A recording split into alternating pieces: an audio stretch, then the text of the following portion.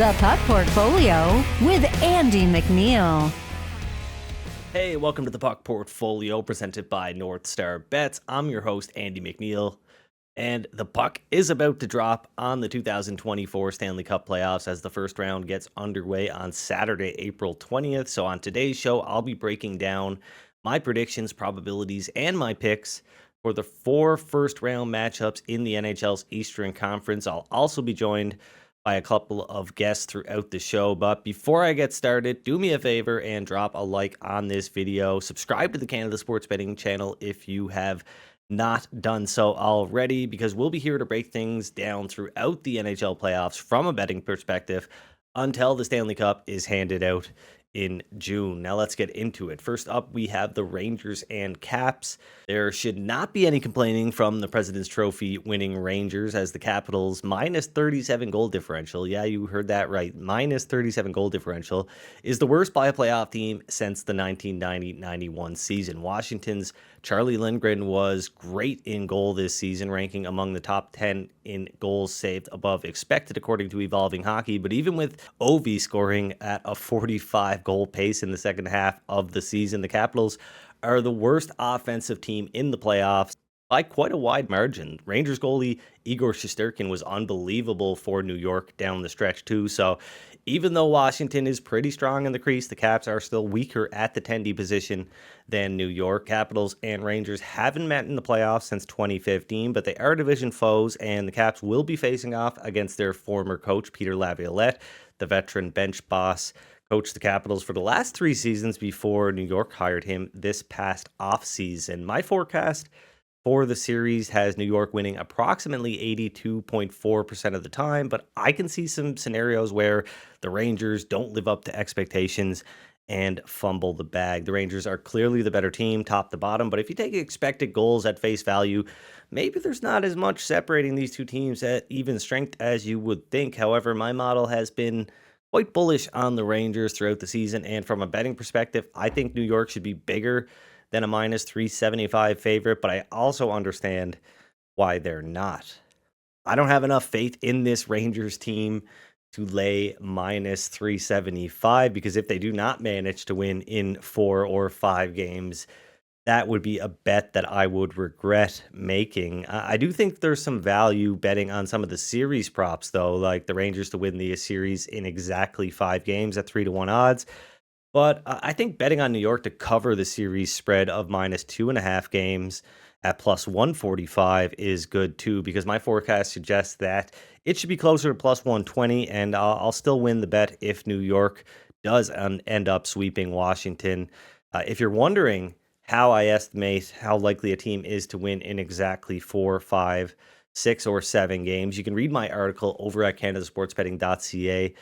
That details the methodology that I use, and the link for that is in the description below, so check that out. All right, moving on to the other matchup in the Metro Division, the Carolina Hurricanes, who finished in second place, versus the New York Islanders.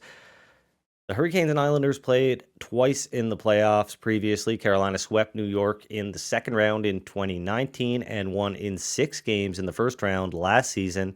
Carolina and New York played 4 times in the regular season, with each team winning twice on the road. The Hurricanes won 4-3 in overtime on November 4th and 4-1 on March 19th. The Islanders won 5-4 in overtime on November 30th and 5-4 on December 23rd. However, 3 of those games occurred before Patrick Waugh was hired by the Islanders to replace Lane Lambert on January 20th. New York was 6th in the Metropolitan Division at the time of Waugh's hiring, but the Islanders are 19-12-5 under Waugh, including 7-0-1 in their past 8 games. Carolina, they've been running over teams since they picked up Jake Gensel at the trade deadline, though, and they're probably the best even strength team in the playoffs. My model says the Hurricanes will win the series almost 78% of the time, which lines up pretty closely with what we're seeing at sportsbooks right now. There might be some value betting on some of the series props if you shop around and find a price that's off, but I think sportsbooks have priced this series appropriately. But now that I've shared my unbiased, objective thoughts on this 2-3 matchup between the Islanders and the Hurricanes in the Metropolitan Division, let's get a different point of view, shall we? I welcome in a member of the Islanders faithful, Michael Leboff from the Action Network's Line Change podcast. Mike, how you doing? Are you excited about this first round series between the Islanders and the Carolina Hurricanes?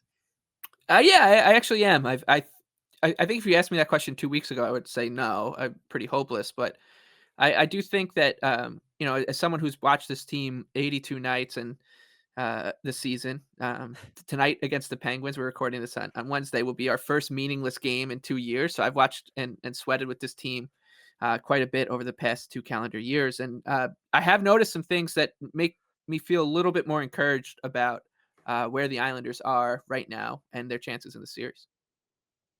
So, is there a betting angle for this series? Because by the looks of things, I think I'm going to be standing pat for the most part when it comes to this 2-3 matchup in the Metro Division. I think the sports betting lines look, you know, fair for the most part. So, you being an Islanders fan and all, and a hockey better, how are you approaching this series from a betting perspective? Yeah, I think if you're someone who wants to maybe needs like a little bit more convincing before betting on the Islanders, I'm happy to do it. If you look at their defensive play over the course of the entire season, you almost have to just throw out what we saw from them under Lane Lambert, because they've looked a completely different team since Patrick Watt took over, and they've improved steadily in that regard in their own zone. They're limiting high danger chances against. They've been so much better 5-on-5 defensively since Watt came in. So if you're looking at that team, the team that has played under just Patrick Watt, I think that you can find some avenues to success here, and it might be more on a game to game basis. I think that's how I'm going to be betting this. I think at the plus 185 range for game one, in what should be a little bit of a more chaotic atmosphere. We know that game ones tend to be a little bit more noisy than in like an entire 7-game series, of course. So I do think that that's a decent price to bet the Islanders, who I think are just they've been flatly trending in the right direction for a while. They're getting great production out of that top line now that they've reunited Horvat and Barzell. Those two are off to a great start. The Kyle Palmieri, Brock Nelson duo on the second line has been rock solid. They were the Islanders' best line, those two and Pierre Engvall. Um, Last year in what was a pretty tight series against these same Carolina Hurricanes. And then the the two players actually, it's crazy to say it, that I think have improved the most over this little while, this little stretch that the Islanders have gone on, and maybe have been kind of the most underrated components of this 8-1-1 stretch that they're rolling with right now is Anders Lee, who's had a pretty abysmal season, and Pierre Engvall. And the reason that they're working now is that they were put together on either side of JG Pajot. That line has been pretty good.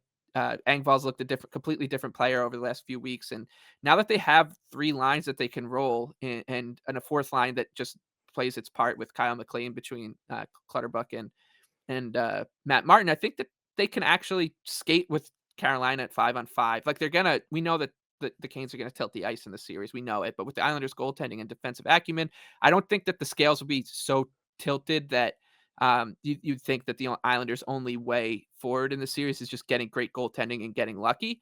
I actually think that there's more to it than that now. Do I think that they're going to win the series? Probably not. I think that most people will pick Hurricanes in a gritty like 6-game series win where the Islanders jolt them a bit. I do feel like that's probably the most likely outcome.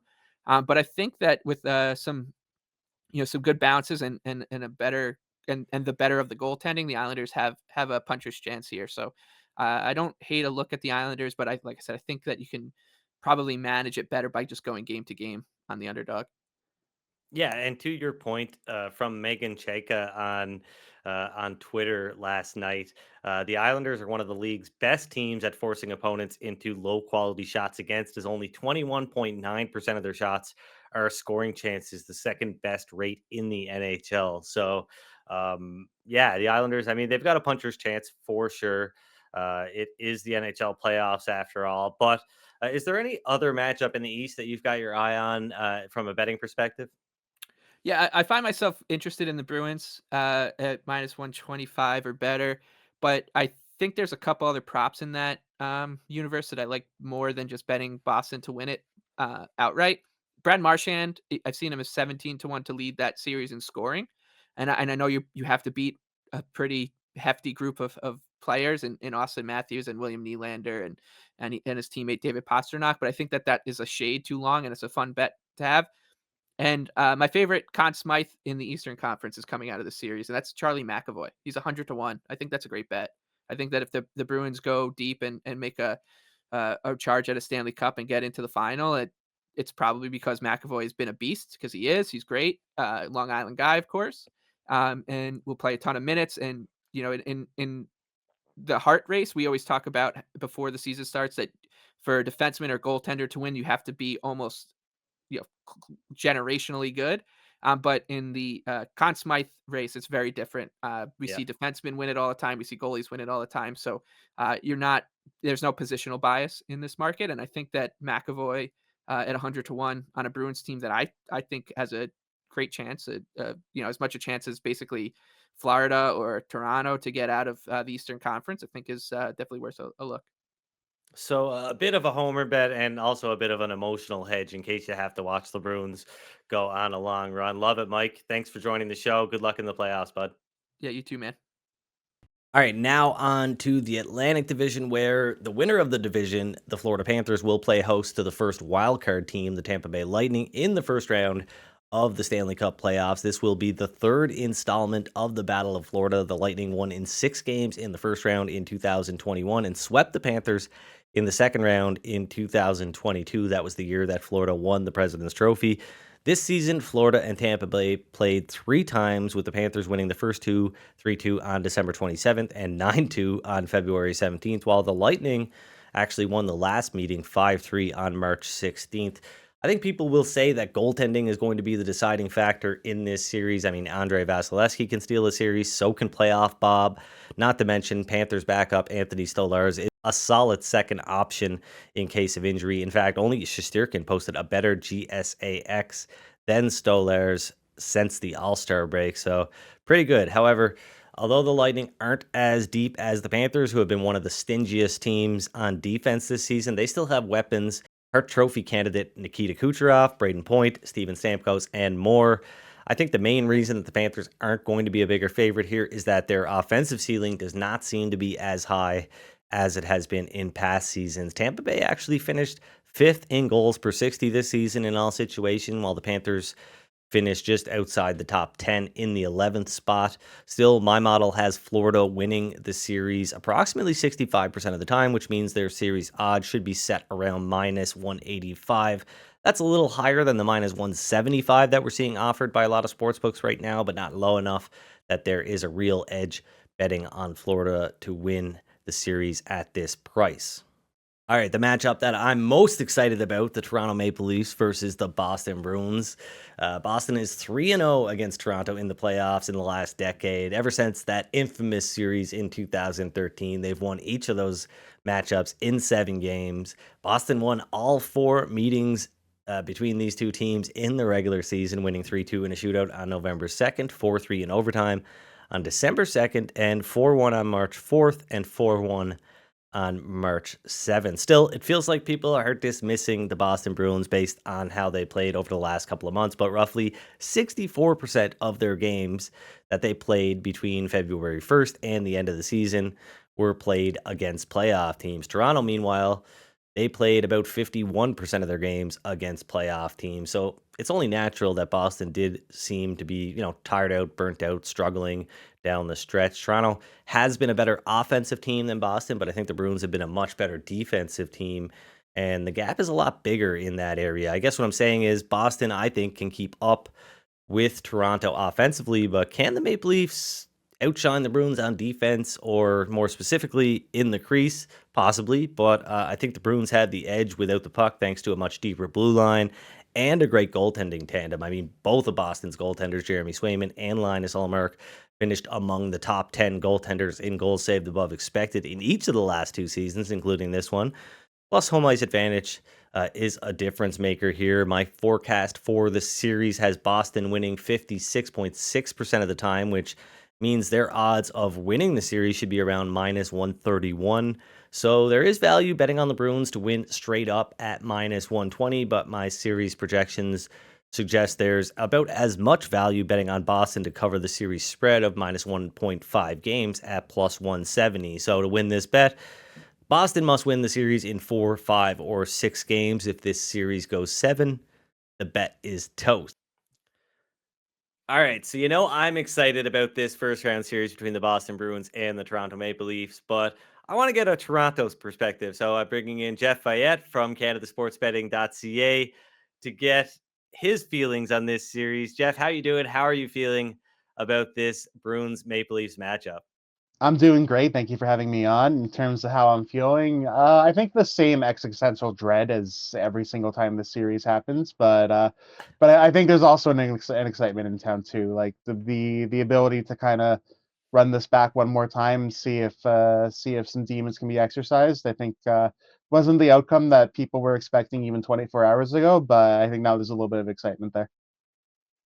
Yeah, so Boston winning the season series, winning all 4 matchups this season, Toronto against Toronto has to kind of play into things a little bit, and maybe the Boston Bruins do have the Maple Leafs number. Of course, they've proven that in the past playoffs, but we haven't seen this matchup in the playoffs since 2019, so it's been a while. A lot of changes have taken place in both organizations. Of course, Patrice Bergeron is no longer a member of the Boston Bruins. He's since retired.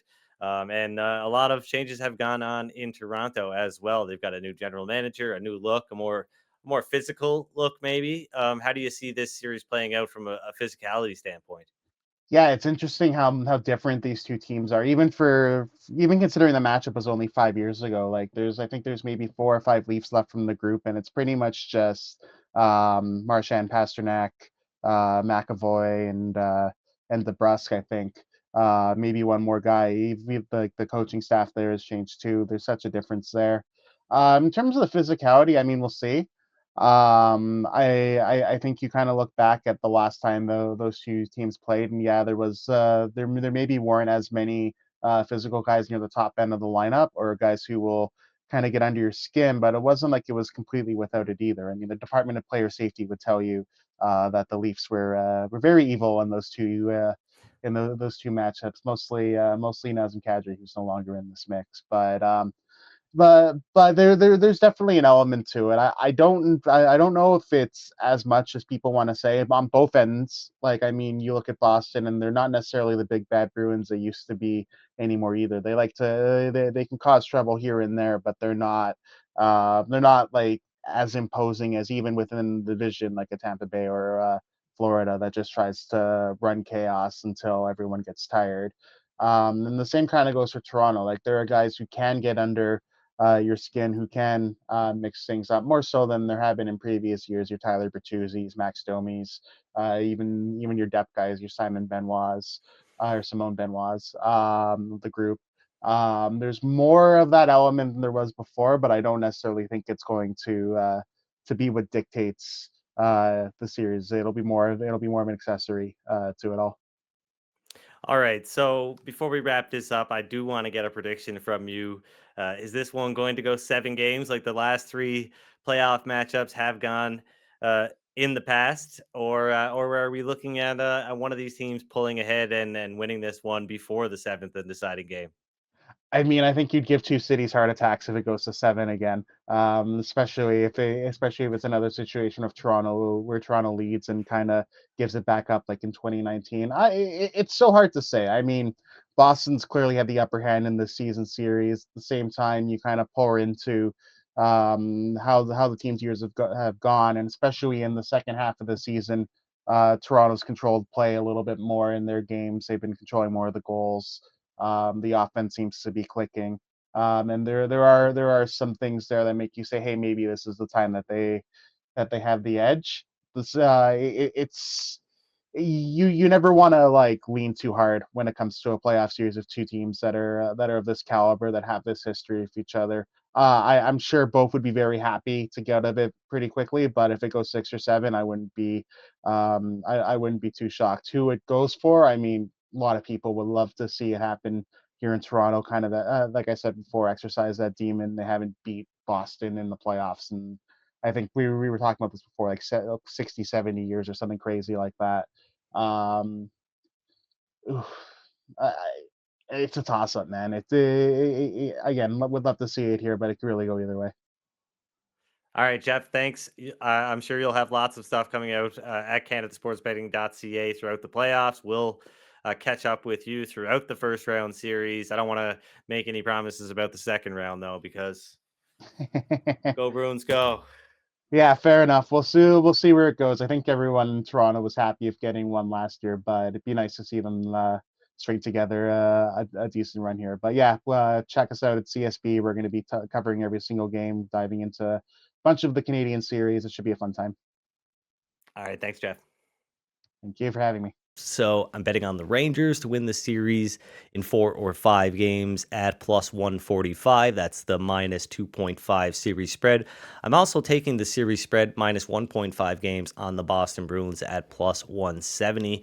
Those are my favorite bets, at least from the Eastern Conference. We'll get to the Western Conference once the matchups are set. But once again, drop a like on this video, subscribe to the Canada Sports Betting YouTube channel, and hit the bell to get notified when we drop the next playoff preview.